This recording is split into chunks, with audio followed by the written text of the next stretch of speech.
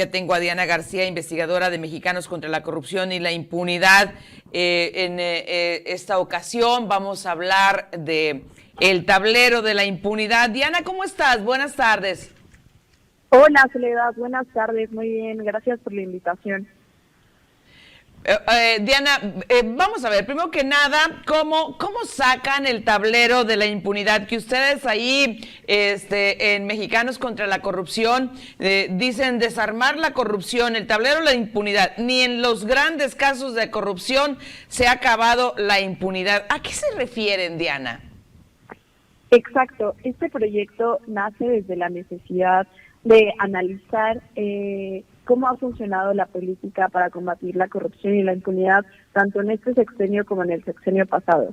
Lo que ya sabemos es que tenemos cifras muy altas de impunidad, nuestra cifra negra está por ahí del 92, 93%, sin embargo quisimos investigar si esto cambia o se queda igual en los casos de corrupción y más en los casos más emblemáticos del país.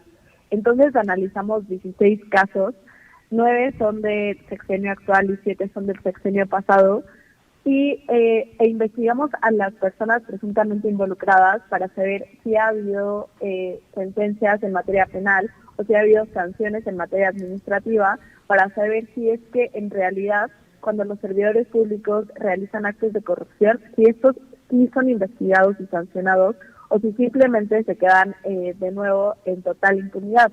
Y lamentablemente lo que encontramos es que la impunidad sí es la constante en todos estos casos. Ni en Odebrecht, estafa maestra, Segalmex, ni en los casos más grandes de corrupción ha habido justicia y ha habido sanción a los presuntos involucrados.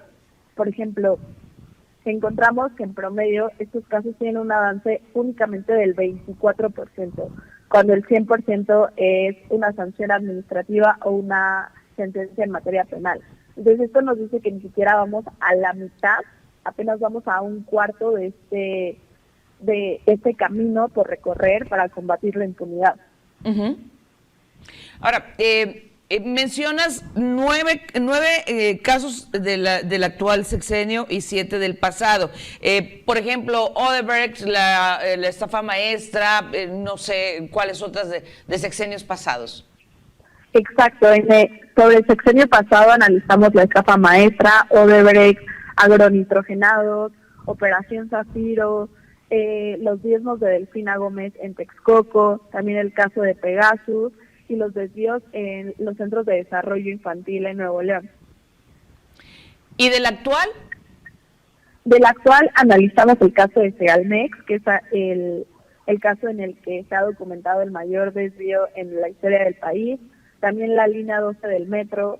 Analizamos los casos de corrupción relacionados con los familiares de AMLO, con sus hijos, su prima, sus hermanos, también los casos de corrupción relacionados con el fiscal Gertz Manero, que ya sabemos que ha utilizado la fiscalía en contra de personas como Alejandra Cuevas, que era parte de su familia política, el caso de la URLAP.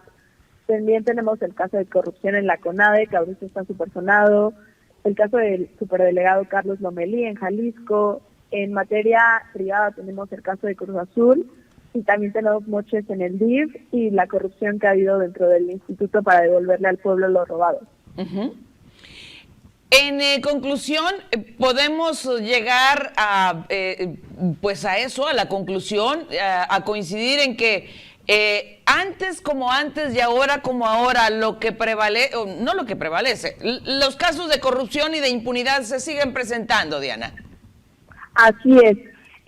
Nuestra intuición primeramente era que no iba a haber un cambio ni en el sexenio pasado ni en el sexenio actual, es decir, que se iban a seguir cometiendo actos de corrupción y estos iban a seguir sin sanción alguna, y lamentablemente se confirmó nuestra hipótesis.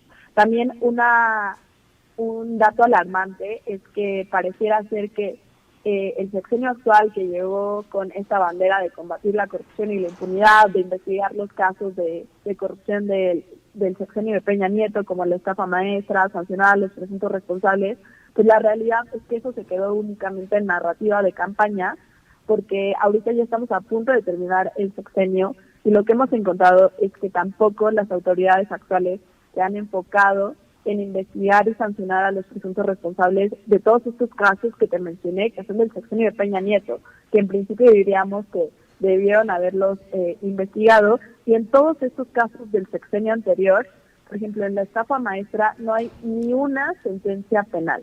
Y ya van a ser casi 6 años de que salió la investigación sobre este desvío. Entonces, de 80 y tantos presuntos responsables, ni una sentencia en materia penal. Esto nos dice que pareciera que los años pueden pasar, que puede haber chivos expiatorios, pero que las autoridades no van a combatir de raíz este problema. Uh-huh. ¿Dónde podemos ver la investigación completa, Diana? En contralacorrupción.mx/tablero de la impunidad.